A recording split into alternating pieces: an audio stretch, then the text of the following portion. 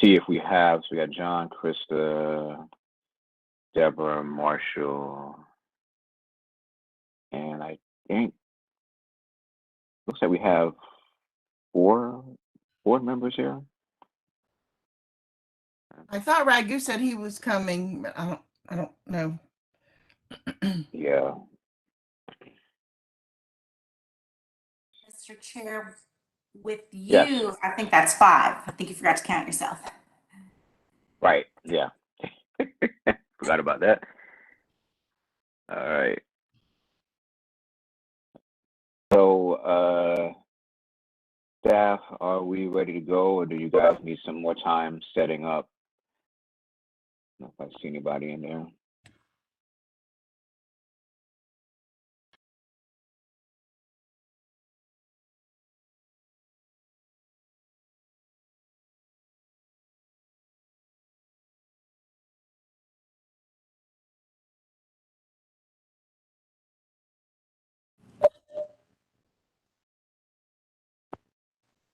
Sorry, I didn't unmute the room. It's Max Okay. today, not Terry, but the stream's live and we're Okay. ready to proceed. Thanks. Okay. All right, great. So I will start my speech here. First, I want to tell everybody good morning. Hope you all are doing well. Hope everybody's safe and healthy with the new spike in COVID-19 cases.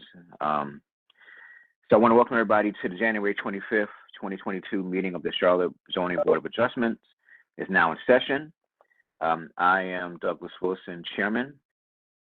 Also sitting on today's board is Deborah Dryden, John Floyd, Krista Long, and Marshall Williamson. I don't know if Mr. Ragu has joined us, but he's also a board member as well. Also present today is Shad Spencer, zoning administrator, Elisa McCarter, planning project manager. We also have Max Oliver, clerk to the board, Jill Sanchez Myers, senior assistant city attorney, and Tari Hagler Gray, who's also a senior assistant city attorney. And our court reporter is Atkins Court Reporting. I would like to start by acknowledging that we are conducting this meeting using a remote electronic platform. As you all know, we've had some uptick in cases of the Omicron variant, so the board had decided to meet virtually for this meeting. But this is the first remote meeting in 2022 of the Board of Adjustment, and I would like to ask for your patience today. As we proceed, there may be some slight delays as we transition between speakers and presentations. The Zoning Board of Adjustment, as you know, is a quasi-judicial body that is governed by the North Carolina General Statute and the Charlotte Zoning Ordinance. We conduct evidentiary hearings on requests for variance and appeals, among other requests. I would also like to provide some important information on the steps we're going to take to ensure that we move through today in a timely and smooth fashion. First of all, today's meeting will be conducted in accordance with special legislation passed by the General Assembly last year, 2020, well, 2 years ago actually, that allows for remote meetings in the quasi-judicial hearings during declaration of emergency. Secondly, each applicant was notified before being placed on today's agenda that this meeting will be conducted using a remote electronic platform. Every applicant on today's agenda has provided signed content to the board prior to conducting the evidentiary hearing on the request using this remote platform. Third, notice of this meeting was provided to the applicants and the public in several ways. One way, it was mailed to the property owners within 300 feet of each subject property. And also we notified the property owners of the remote electronic platform that we'll be using today. And the letters also stated to contact the city immediately if there were any objections to the cases being heard today. Notice was also provided by placing signs on each property and by publishing notice on the city's website. The notices for today's meeting contain information about means by which the public can access today's proceedings. And finally, any individual wishing to participate in today's evidentiary hearings were required to sign up prior to today's proceeding, and it was also included on our board's website. The hearing today would be as followed. First, the applicants for a variance from the regulations of the Zoning Board of Adjustments is on the recommended agenda, and it will flow as this. The zoning administrator or a zoning staff member will identify the case and recommend approval of the variance with any recommended conditions based on specific reasons. The chairperson, which is me, will ask if anyone wants to speak in opposition. If there is such a person, then the case will be moved to the regular agenda and will be heard at a later date. The chairperson will ask if the board has questions for staff or if there are any reason the board wishes to move the cases to the regular agenda. The chair will call a motion and there will be a second to approve the variance, and we will hold a roll call vote.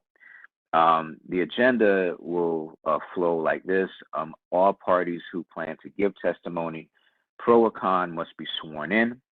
A zoning staff member will explain why a permit was denied and why a variance is requested. The board may question the staff member as well as the applicant, and the applicant also may question the staff member. The applicant presents their testimony for the case, and then the board will then question the applicant, and the staff member will also be able to ask questions of the applicant. The applicant will be able to present sworn witnesses, but they will also be subject to questioning. Other parties wishing to speak pro or con will be given reasonable time to present their sworn testimony. The staff and then the applicant will be given opportunity for rebuttal. And then lastly, the chair will call for a motion and a second to approve the variance, and then there'll be a roll call vote. Now, after hearing each case, the board will review the cases and render a decision. This is usually done in closed deliberations after hearing each regular agenda. But however, the board may take up to 30 minutes to render a decision. You may remain present during the deliberations, or you may call our zoning staff after session to receive the decisions of the board. All exhibits must remain with the board. These exhibits are required to be provided to the clerk no later than 12 p.m. on Monday, yesterday, January 24th, in order to be considered at this hearing. If your case is not appealed to the Superior Court after 30 days, you may pick them up or they will be discarded. If you feel there is a conflict of interest of any member of the board and any association that would prejudice your case, please let it known before we start today's hearings. The board is acting in a quasi-judicial capacity for purposes of this hearing and can only accept sworn testimony. While the board will not specifically exclude hearsay, evidence is only given limited weight.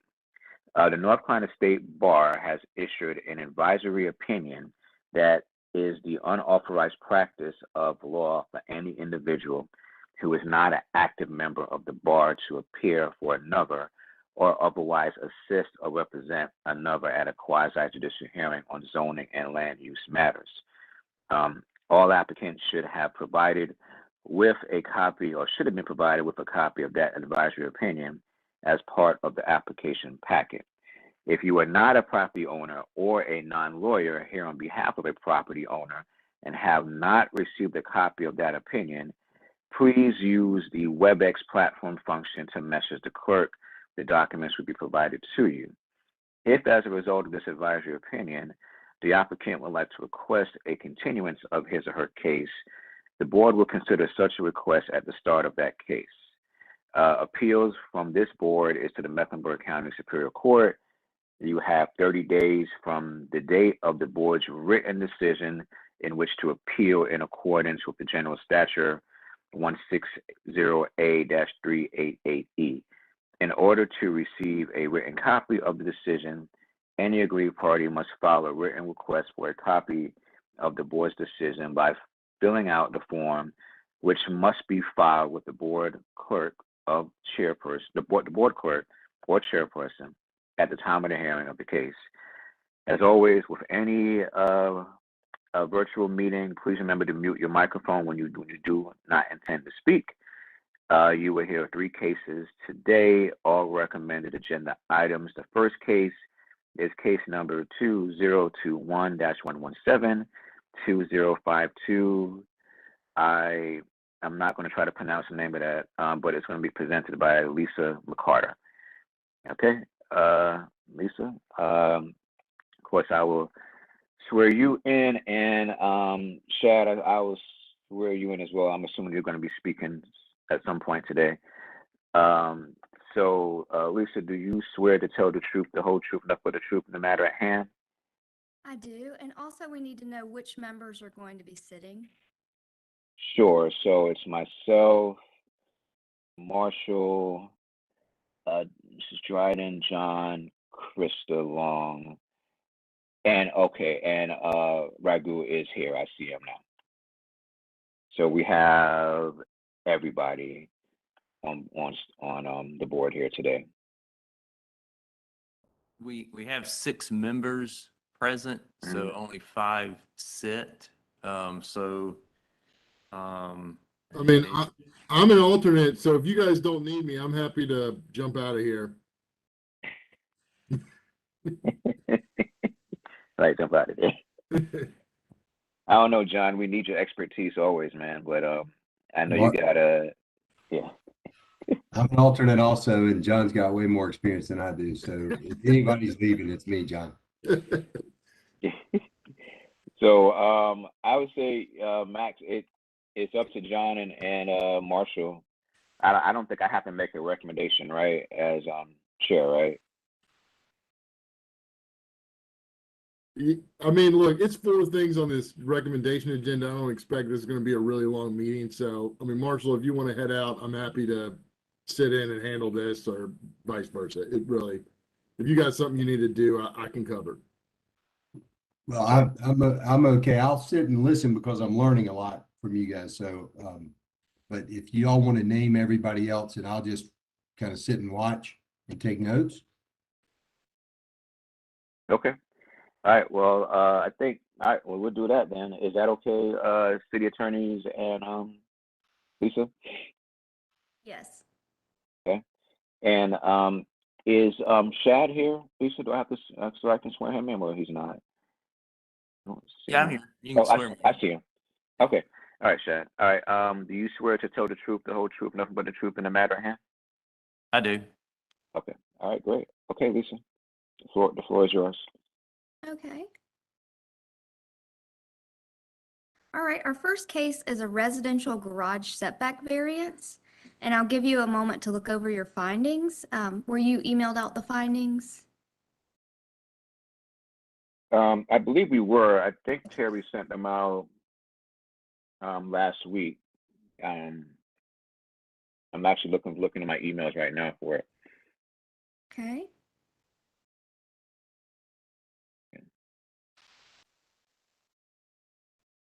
Yeah, I don't remember seeing the findings. I remember I seeing. don't believe we got them.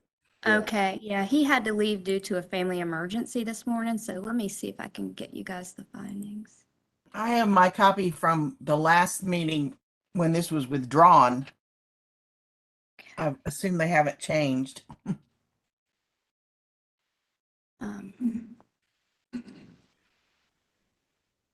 1 minute.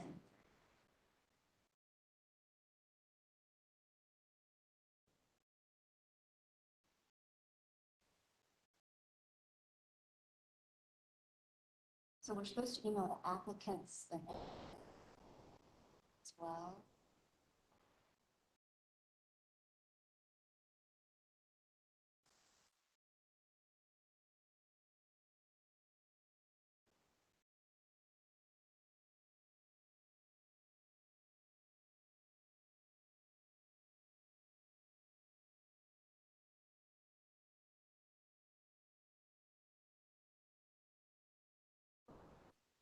Spreadsheet.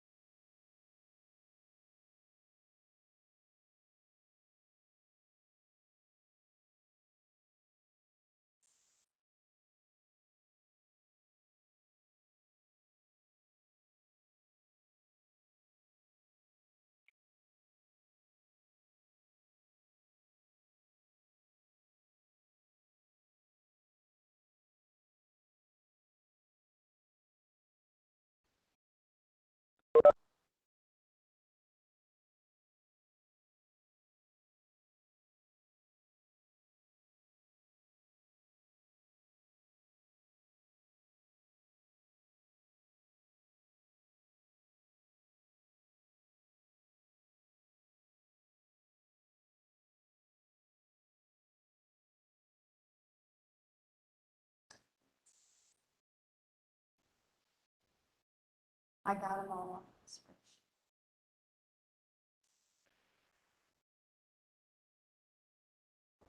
Sorry.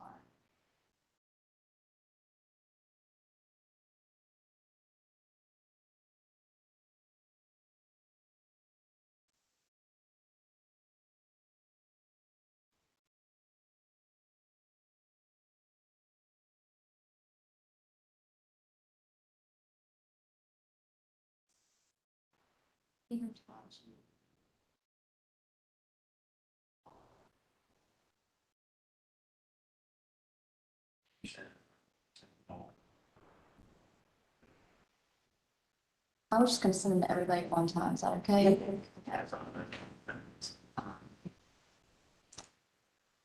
David Murray. Did that just leave Shannon down? We also need to send it to the waters. Have the details.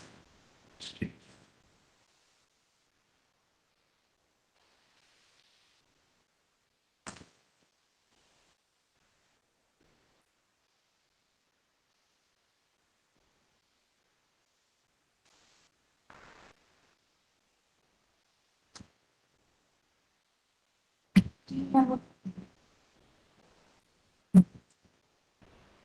The waters? Yeah.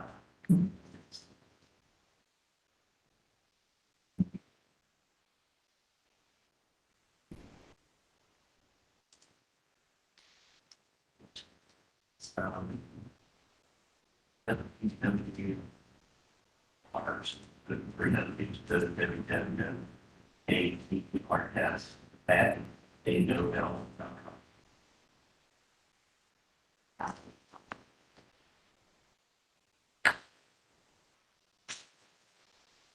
Just open this one here.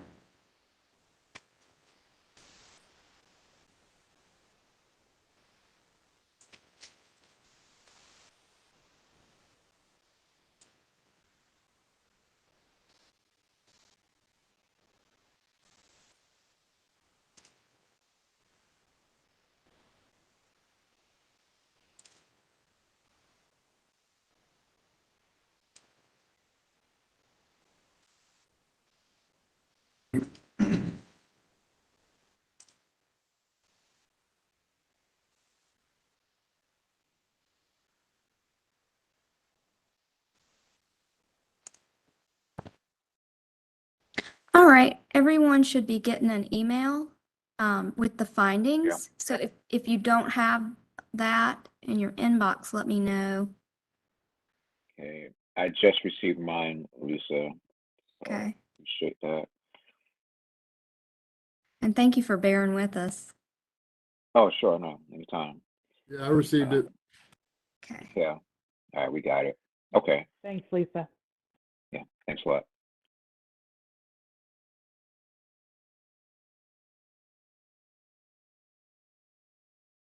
All right, so now that you have them, I'll give you a minute to look over for the first case. Lisa, I have not received yet, so You have not? Okay, let me see what's going on.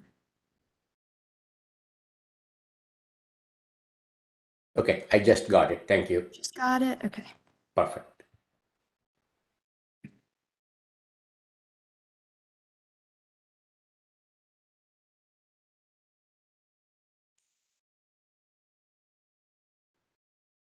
And Lisa, this was a case, because I heard Ms. Dryden say it from last month, I believe it was? Or is this No. brand new? This is a new case. Yeah, Okay, just that, okay, all of these cases are new cases. We didn't have any backlogged cases this time.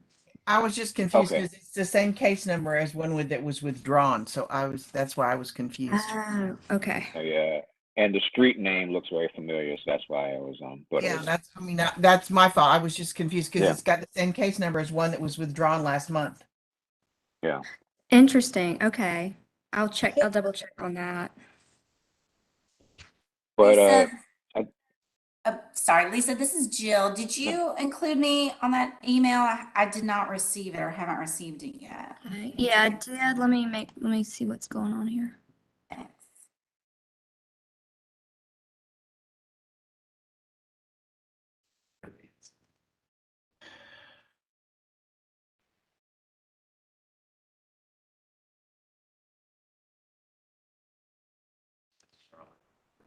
Okay, I just forwarded. All right, Jill, that should be coming over. Let me know if you get that. Yes, got it. Jill, Thank you. you got it? Okay. Jill, I'll give you a moment to review it before you can go ahead and get started.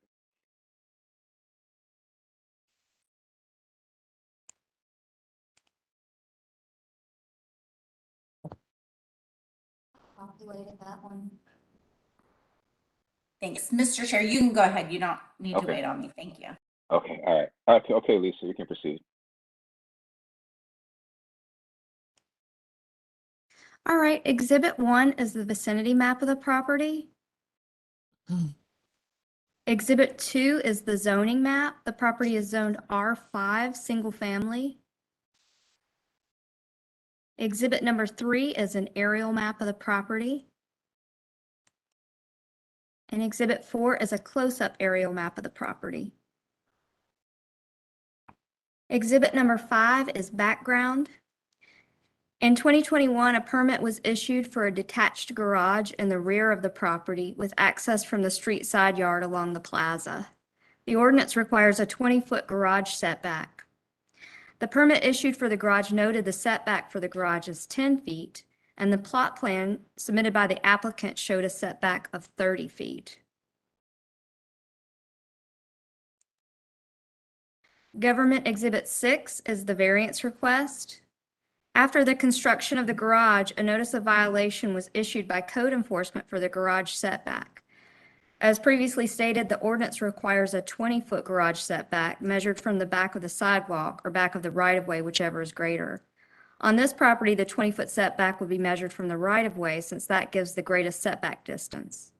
The garage is located 12 feet to the back of the right-of-way. The applicant is requesting a variance of 8 feet for compliance of the new garage. Government Exhibit 7 is considerations. The hardship was not a result of actions taken by the applicant. Even though the garage is not compliant with the 30-foot setback drawn on the permit application, the garage is compliant with the 10-foot setback noted on the permit issued for the garage. The applicant states they were advised the 20-foot garage setback was measured from the back of curb and not the back of right-of-way. The requested variance will not be easily detected because, as you can see in the aerial photo on the bottom right of the screen, the garage is located along a portion of the plaza that abuts only 6 properties and dead ends at the right-of-way for Independence Boulevard. The hardship results from conditions peculiar to the property due to the width of the lot preventing the garage placement closer to the interior side lot line without encroaching into the required 5-foot side yard. Granting the requested variance is in keeping with the intent of the zoning ordinance and would uphold public safety. The code requires a 20-foot driveway length for parking and maneuvering area, which ensures that vehicles are not parked in sidewalks or yards and allows for visibility and pedestrian safety. The applicant states they will relocate the sidewalk in front of the garage to a distance of 20 feet to maintain public safety. The distance to the back of curb is 25.3 feet and would accommodate the relocation of the sidewalk. Exhibit number 8 are photos. So there's a photo of the front of the property, and then you can see a photo of the garage. And that's the end of my presentation. If you have any questions for me. So Lisa, it seems like that they received a violation from the city, and then they corrected whatever they corrected it. Well, they went ahead and followed up and corrected it, right? I'm sorry, I mumbled that. So they received a violation from the city, and this variance request is to correct and come into compliance. Yeah. Gotcha. Okay. Okay. Board members, do you all have any questions for Lisa? I have one question. Look, one question. The picture in the front of the house, that's on Shenandoah, correct? Correct. Yeah. And the garage faces the plaza? Yes. Okay, thank you.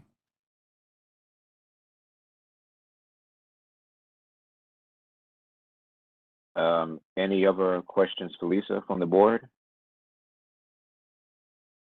Okay. Max, is there anybody here to speak in opposition for this case? No one has signed up to speak in opposition to the case, but the property owner is here if he needs to speak.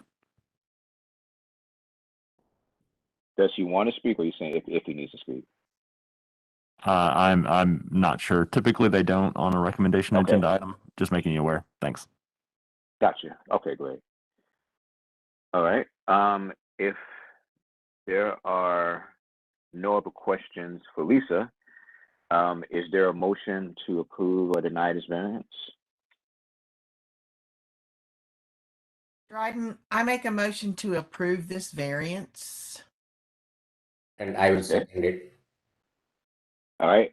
Motion to approve the variance was made by Mrs. Dryden, a second by Mr. Raghu. Now we go to a roll call vote. Mr. Raghu, Raghu, yes. Ms. Dryden, Dryden, yes. okay. Ms. Long, Long, yes. Mr. Floyd, Floyd, yes. and Mr. Williamson. I believe you are sitting in on this case, yeah.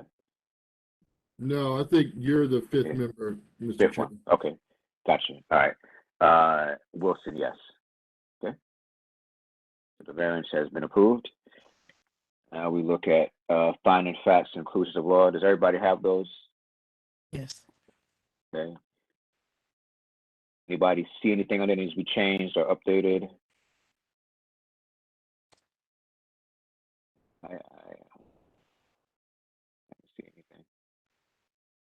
Okay, if not, is there a motion to approve the finding facts and conclusions of law? John Floyd, I make a motion to approve the findings of fact and conclusions of law. Okay, is there a second?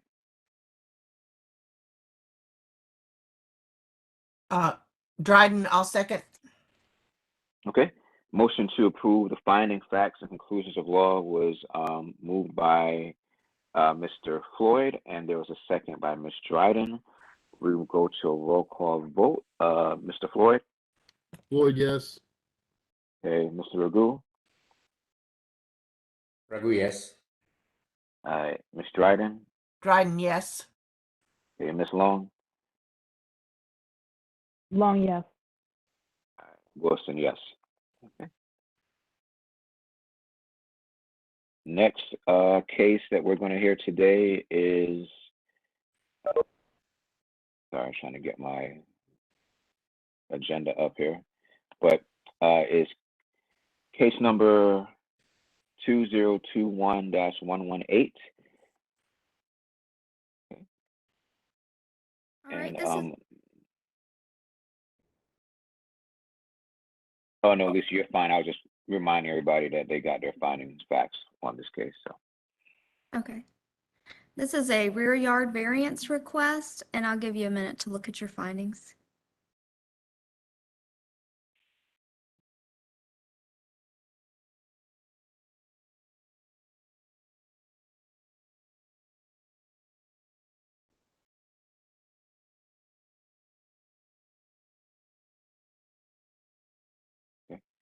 okay, Lisa, you may proceed. All right, exhibit number 1 is a vicinity map. Exhibit number 2 is a zoning map. The property is zoned R3 single family. Exhibit number 3 is an aerial map. Exhibit number 4 is a close-up aerial map. And exhibit number 5 is background. The lot was subdivided in 1930, and the home on the property was built in 1938. Exhibit number 6 is the variance request. The ordinance requires a 45-foot rear yard in the R3 zoning district. In 1999, a variance was granted for the property for a 43-foot rear yard to allow a rear addition to the home. The applicants now wish to construct a new rear addition to the home and have had a survey commissioned, and it shows that the home encroaches 4.7 feet into the 43-foot rear yard that was granted by the variance. The applicants are requesting a 5-foot variance from the 43-foot rear yard to bring the existing home into compliance and also permit a rear addition that utilizes the established rear yard and doesn't extend the encroachment. Exhibit number 7 is the proposed addition. The applicants provided this conceptual rendering of the proposed addition in the corner of the home in the rear. And you can see that area shown in green over the survey. Exhibit number 8 is considerations. The hardship was not a result of actions taken by the applicants. Staff believes the encroachment was caused by error during the construction of the 1999 rear addition. The applicants purchased the property in 2006, which was 7 years after the addition was constructed. The applicants became aware of the encroachment when they commissioned a survey for the new rear addition. The hardship results from conditions that are peculiar to the property. The required setback shown on the recorded plat is 40 feet, which is 10 feet greater than the standard 30-foot setback for the R3 zoning district, and that decreases the permitted building depth. Additionally, the established setback of the 1938 home is 53 feet, which is 23 feet greater than the standard R3 setback, and also decreases the permitted building depth. Unnecessary hardships result from strict application of the ordinance and would require a portion of the home to be removed. The variance would not adversely affect adjacent or contiguous properties or change the essential character of the neighborhood since the established rear yard has existed 23 years and is not proposed to change. Exhibit number 9 is a photo of the property, and that's the end of my presentation if you have any questions for me. Yeah, Lisa, this is John Floyd. I just want to make sure I understand. So, correct me if I'm wrong, but in 1999, there was a variance that basically reduced the rear yard setback requirement by 2 feet. And then when construction occurred, it actually would have been in the rear yard by a total of about 7 feet instead of the 2 that was granted. Correct. 4.7. And so that structure already exists. And now the new homeowner is coming in and saying, well, we want a variance that addresses that error in construction to provide for the 7 feet that that the home really requires. And then we want to add on some more that would be consistent with that depth. Is that fair? Yes, that's fair. And I've turned it to exhibit number 7. So it kind of shows what you're saying. In that green area is where they'd like to extend the rear building line of the home and utilize that established encroachment. So a portion of the variances would be to bring what's there into compliance and also to add new, but utilize that existing rear encroachment. Okay, that's all I have. And Lisa, what is that brick wall that is right next to that green portion of it? That's an existing wall or?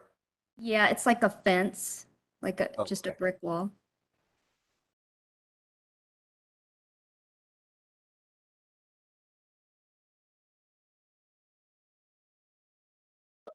Questions for Lisa from the board?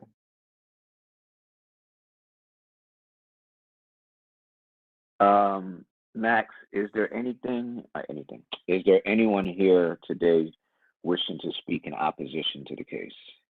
No one has signed up to speak in opposition of the case. Okay. And before I had asked Max that question, I thought I heard somebody on the board was attempting to speak. Maybe I was just hearing some background noise. Yeah. Okay. With that, is there a motion to approve or deny the variance?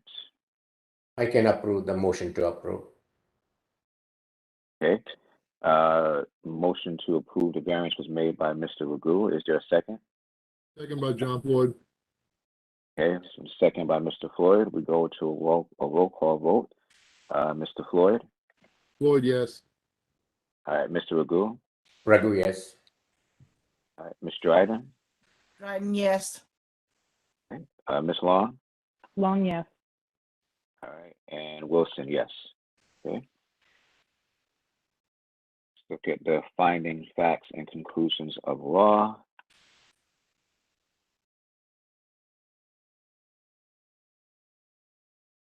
Everything looked fine on my end. Board members, do you see anything that needs to be changed? If not, we can make a motion to approve it. Dryden, I make a motion to approve. Okay. Motion's been made by Mrs. Dryden to approve the finding facts and conclusions of law. Is there a second? Floyd, second. All right, seconded by Mr. Floyd. Now we go to a roll call vote. Mr. Floyd, Floyd, yes. and Ms. Dryden, Dryden, yes. Ms. Long, Long, yes. Mr. Raghu. Raghu, yes. Okay, Wilson, yes. Okay. That concludes that case. Next case we will hear is case number 2021-121. Okay, everybody should have their finding facts and conclusions of law. For that. Okay, and for this one, just to let you know, we did receive opposition yesterday, so it's a Okay. regular agenda item. Okay. So this is a build-to zone variance request, and the applicant is requesting a 45 to 60-foot build-to zone for a proposed development. And I'll give you a minute to look over your findings.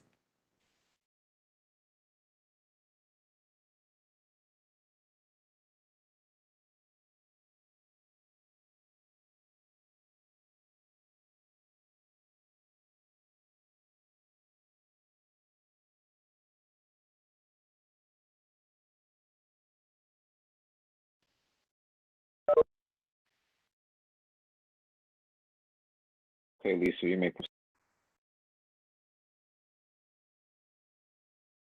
Exhibit number 1 is a vicinity map of the property. Exhibit number 2 is a zoning map of the property. The property is zoned TOD-TR, and that's transit-oriented development, transit transition zoning. Exhibit number 3 is an aerial map of the property. You can see that the property is located along an unbuilt portion of McCullough Drive. Exhibit number 4 is a close-up aerial map of the property. Exhibit number 5 is background. The front of the property abuts an unopened portion of McCullough Drive, and it's included in the Charlotte Department of Transportation, or CDOT, McCullough Drive Streetscape Improvement Plan, which includes road construction and storm drain measures and requires easements and underground utilities on the subject property. Exhibit number 6 is the variance request. The applicants wish to construct a multifamily development on the property. The ordinance requires a 0 to 20-foot build-to zone measured from the 16-foot setback along the future McCullough Drive. The ordinance requires the front of the building to be located within that 0 to 20-foot build-to zone. The CDOT project easements encroach up to 46 feet on the property from the setback and prevent building placement in the build-to zone. The applicants are requesting a variance to allow a 45 to 60-foot build-to zone for the property. Exhibit number 7 is considerations. The hardship is not caused by the applicant and is a result of the strict application of the ordinance and the 0 to 20-foot build-to zone because the future road improvements prevent building placement within that portion of the property. The hardship results from conditions peculiar to the property because there's topography on the property leading down to a stream that must be filled with dirt and a retaining wall. The applicant has provided a grading plan to show the topography of the site in the build-to zone area, and you can see that in the lower right of your screen. Exhibit 8 is considerations. Granting the variance will be consistent with the character of the area. The proposed project is an extension of the spoke apartments located across the future segment of McCullough Drive. The applicant has also submitted conceptual elevations to show that the apartments will be architecturally in character with the area.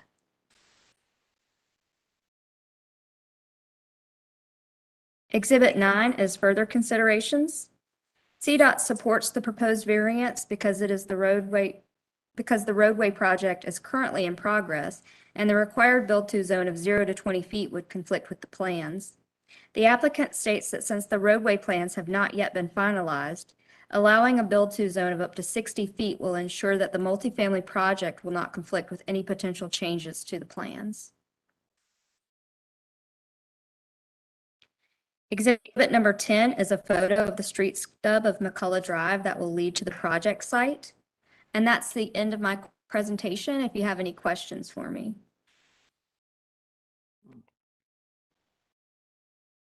Does any board members have questions for Lisa? So Lisa, you said CDOT has approved or has not approved. Can you go back to that slide if you don't mind? Yes. So this is one that CDOT does support. They're in support of the requested variance because they're currently working on this McCullough Drive extension project. And if the applicant were to comply with the 0 to 20 foot build to zone, it would conflict with their plans. Got it. Thank you.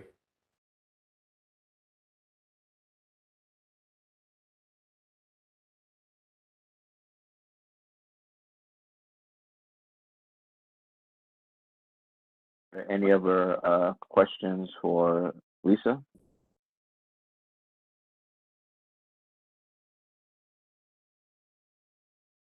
Okay. I know, Max, you said that we have someone here today in opposition to this case. Have they been able to hop on the line? That's correct. We do have someone in opposition to the case, but they are not currently on the line. Okay. So in a situation like this, This is Shad. how long do? I was just Hey, gonna, Shad. I'm sorry, I just Yeah. want to jump in. We just sent the link to the meeting to the individual who was in Okay. opposition. So let's, if it's okay, if we can give about 5 minutes and, Sure. and hopefully they'll sign on. And yeah, we'll see what happens, because we did send the finding of facts to the opposition, person in opposition. But unfortunately, it looked like we didn't send the link to the meeting this morning to him. So if we can just wait 5 minutes and we may reach out to them Okay. directly to see if they've received it. Okay. Thanks. Give them to 9:51. We do have the applicants on the line, and they've prepared a presentation as well. I'm not sure if they'd like to go ahead and speak. I'm fine with that. City attorneys, will that be okay to have the applicant do the presentation now while the opposition, I hate to use that term opposition, but as much as I can think of, is preparing to hop on the line? Yes, certainly, Mr. Chair, that's in your discretion to move forward with the applicant's presentation, or if you would be inclined to wait until the opposition can join us, that's also in your discretion. But the meeting can move forward as well. Actually, I wonder, Jill, if the applicant can't hear what's going on, if maybe we need to wait so that he hears the present, or that person hears the presentation. Yeah, I was going to be inclined to opposition? wait. Or the applicant, sorry. The opposition, I think that Shad said that the opposition was not yet on the line, but they may want to react to what the applicant says in their presentation. Yeah, I was thinking about that. So we'll just wait until the upper party hops on. Give them a couple more minutes.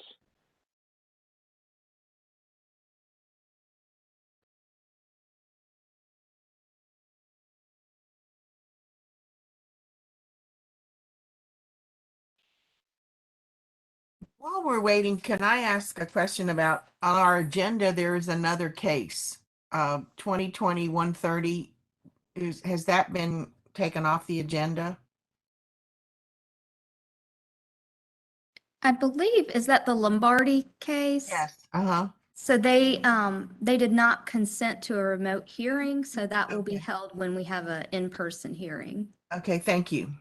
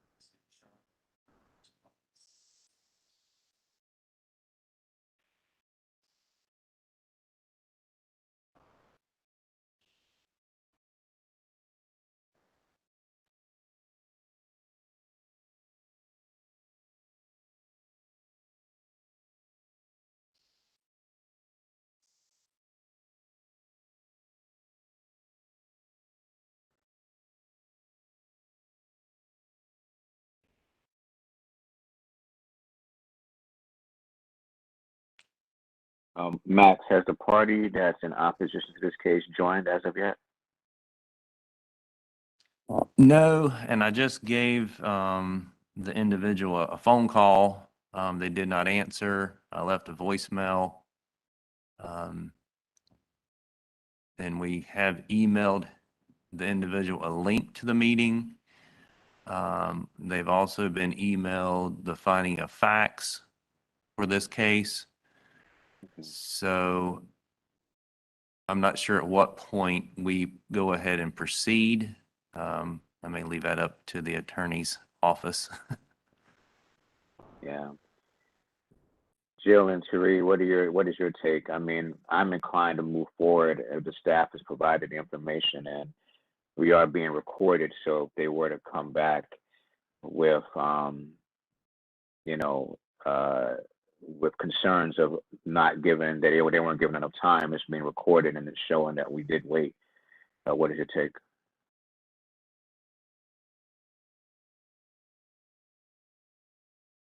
I have a couple quick questions for Okay. staff. First of all, so is the link to the public meeting, is that available somewhere on the city's website or on the zoning website so that the opponent could, have at least listened in? Or is the link only sent to people who signed up? It should be publicly available, but let me double check. Thanks. And then my other question is, when is the last time we had any communication from this person? That was yesterday.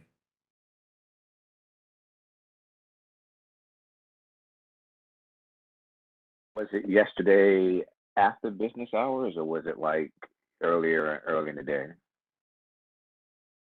It was earlier in the day. It was like yesterday afternoon, like around 1:30, 1:20. Yeah.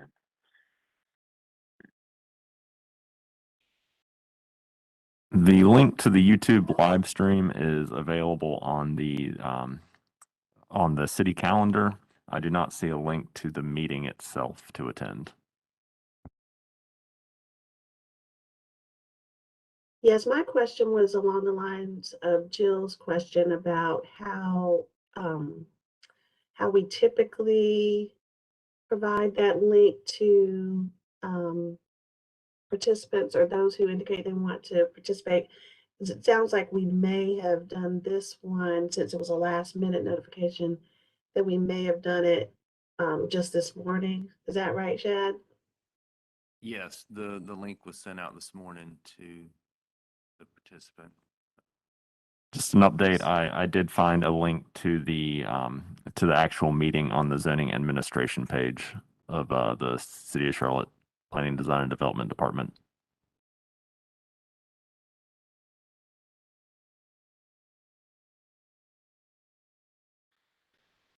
Is it, would it be an option to recess this case and give it a little more time and move on to another case?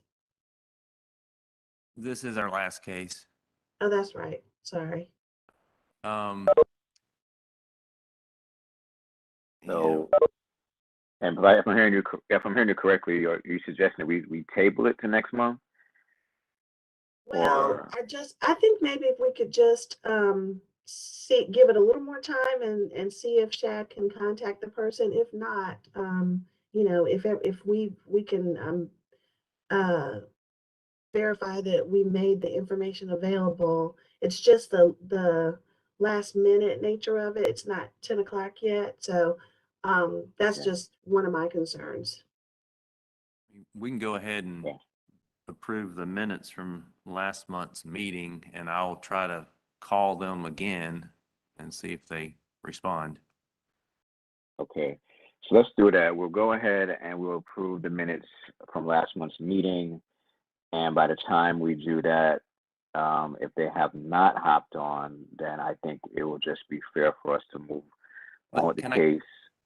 Yeah. Can I just give you an update? I just received an email from the individual, and they state, "I've had something come up and will not be able to attend the meeting. Thanks."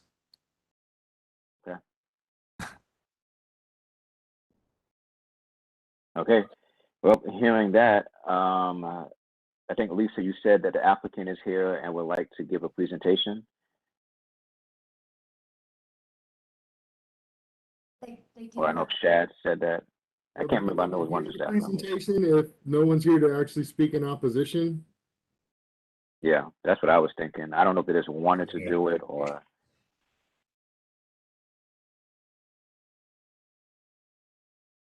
Yeah.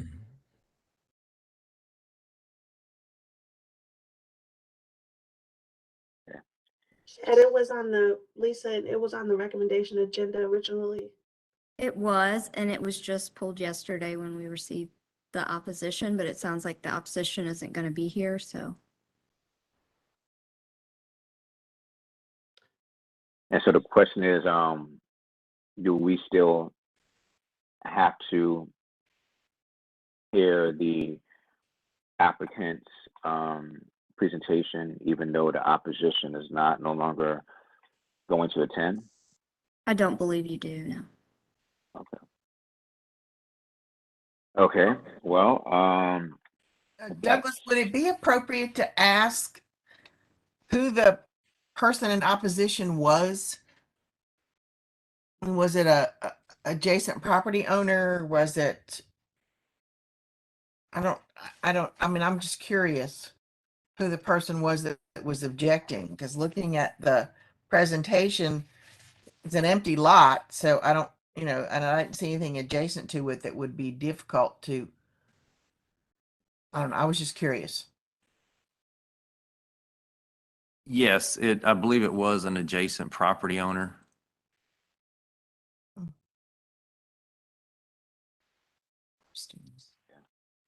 Lisa, could we go back and look at the aerial of the property and show the adjacent properties? Yes. Okay.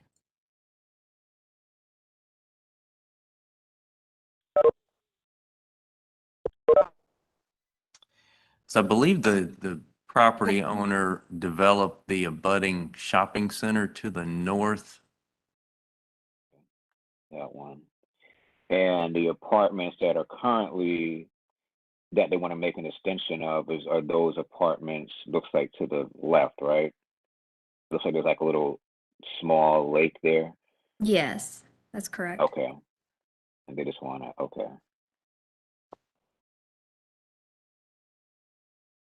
And the lot between the property that we are discussing and the shopping center is empty, correct? Yes, it's I don't think vacant. so. Yeah. Oh, it is. Okay. I didn't see a bunch of cars there. I didn't know it was vacant. If I'm looking at it correctly. Well, the This- starred property is the one we're discussing. I'm trying to figure out if Yeah. the abutting property is empty and then there's the shopping center. Yeah. Okay. Got it. All right. Okay. Okay.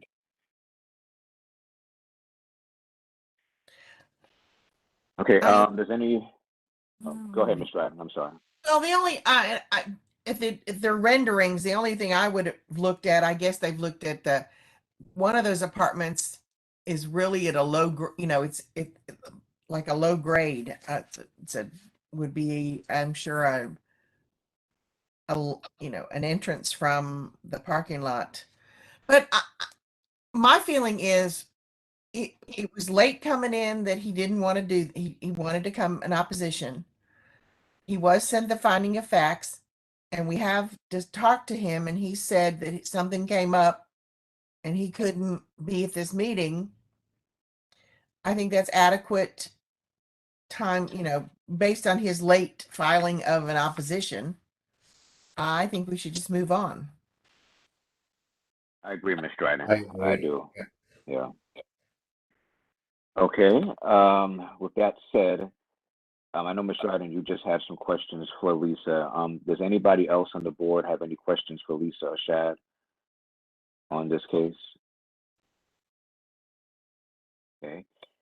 Hearing none, is there a motion to approve or deny the variance?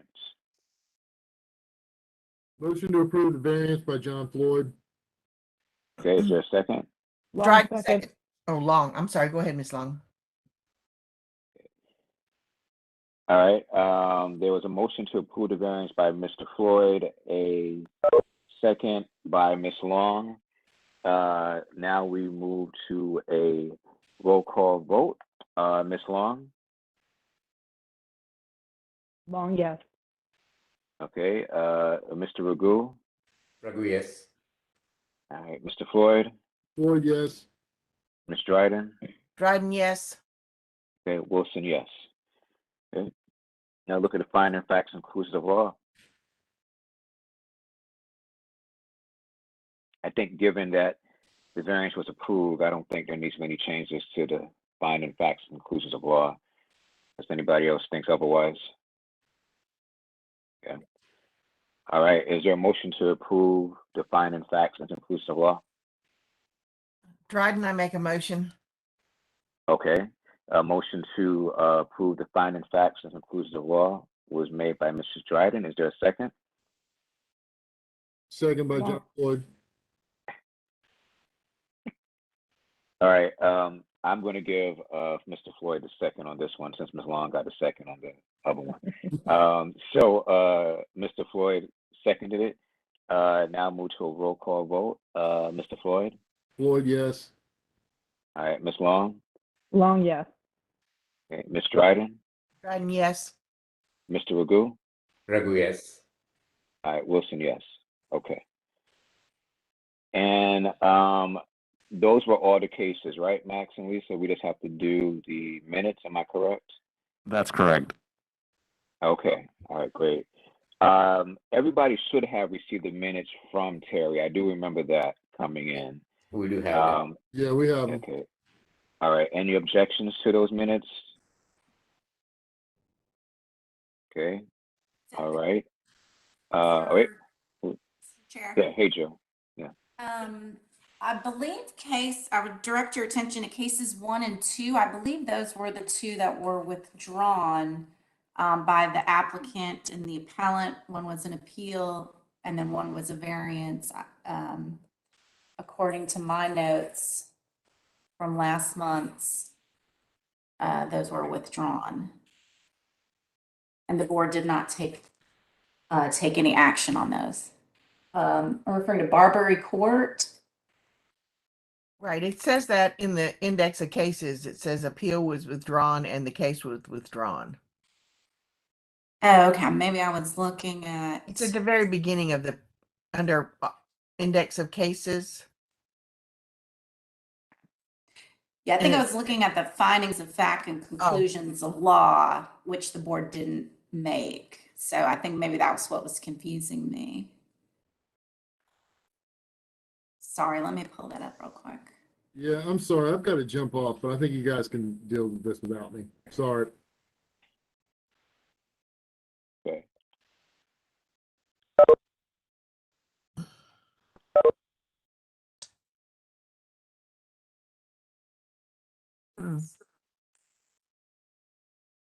And I'm sorry, Jill, what page on the minutes are you referring to? Is it page 3?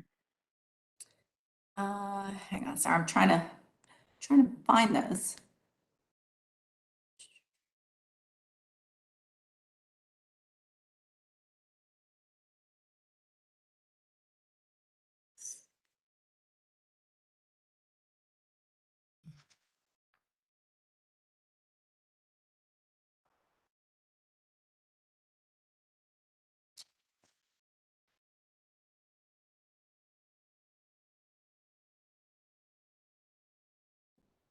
Well, Jill, it includes the summary statement of the conclusions of law, but it doesn't make the statement that says,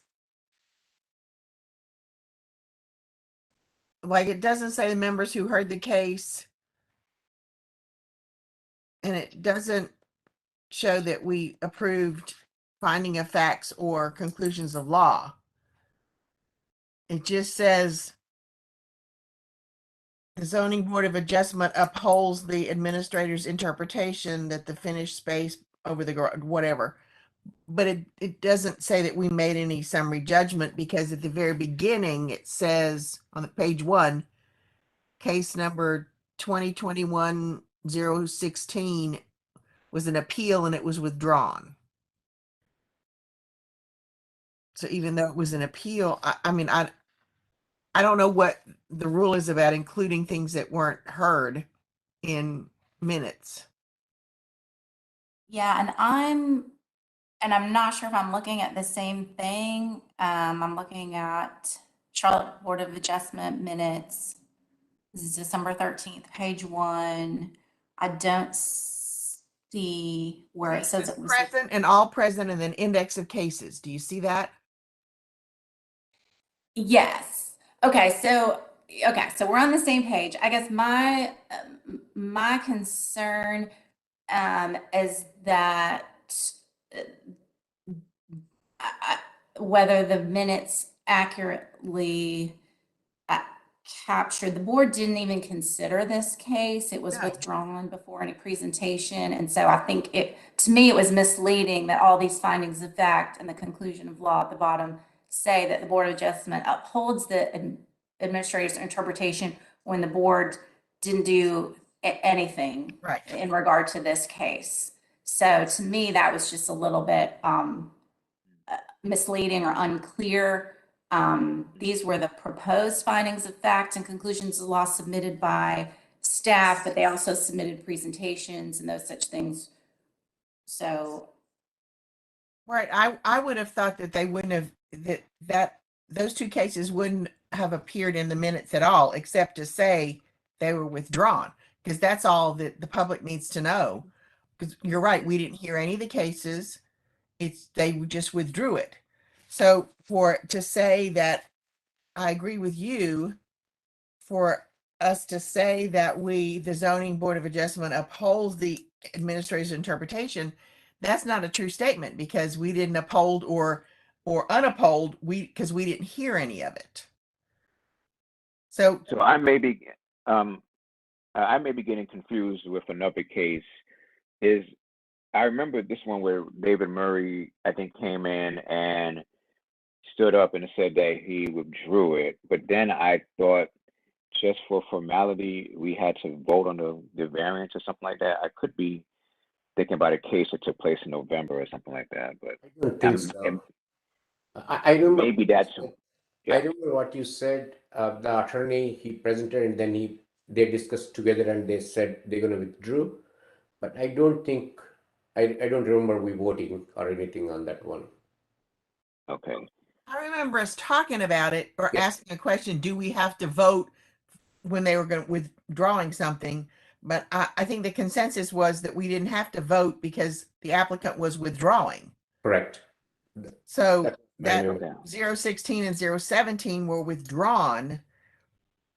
So my feeling is they shouldn't appear in the minutes at all. The paperwork shouldn't, except to say that they were withdrawn, because that's all that because we didn't hear anything. I don't want words put in my mouth that we approved this or agreed with this or joined this when we didn't. All we did was say, okay, they withdrew it. Yeah, this So is Chad Spencer. We should have not included those draft finding of facts in the minutes, and just in the index of cases, just have them listed as they're listed today, just indicating that they were withdrawn, because there was no presentation made on there. There was no vote made on those cases. There was discussion about whether or not we needed to vote to withdraw it or not, but I think it was ultimately decided that no vote was necessary, and so they were just withdrawn. So we can take the draft finding of facts out for those two cases and then just leave the finding of facts for a case 2021-101, which was the one heard. Heard, yes. okay. I'd like to see that or have it, before we approve these minutes or approved that we take this stuff out. Well, I was going to ask that, Ms. Dryden. Since there has to be some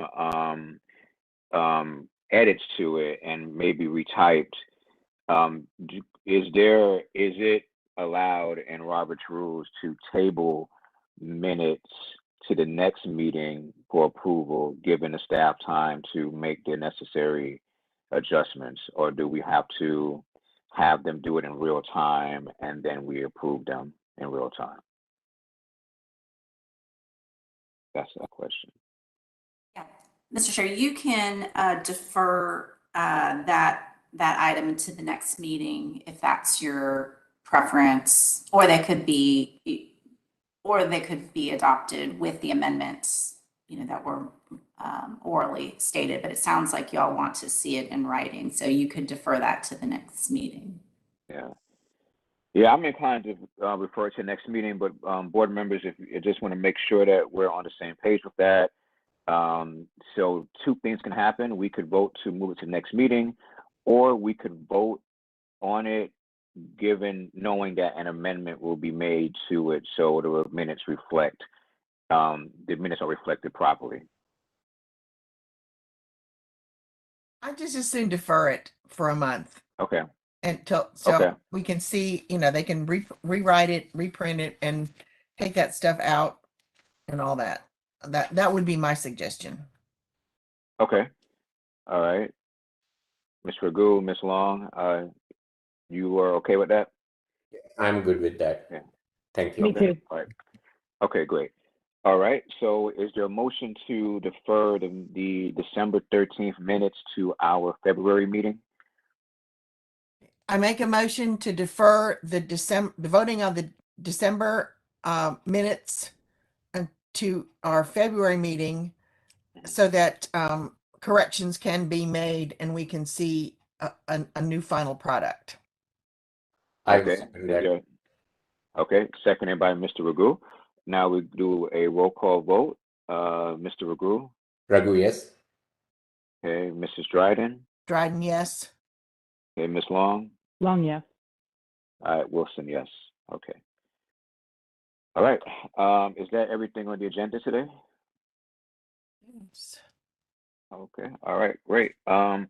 So Max and Lisa and Shad, I guess assuming case levels next month, I guess we'll have to make a decision sometime in the middle of the month where we want to be in person or continue virtually. I guess that's my assumption. And I assume that the government center, are you guys under any in-person or virtual rules that we need to be made aware of for next month? Not at this time, no. Okay. All right, great. Okay, so yeah, I guess we just have to wait and see. Other than that, everybody please stay safe, and hope everything is okay with Terry Edwards, and we'll go from there. So I'll make a motion to adjourn the meeting. Thank you. I second. Bye. All right, the meeting, I'm sorry, Mr. Rugg, it's okay, bye. All right, meeting is adjourned. Sorry. Take care. No, you're fine. Have All a right, good take day, care. everybody. Bye. All right.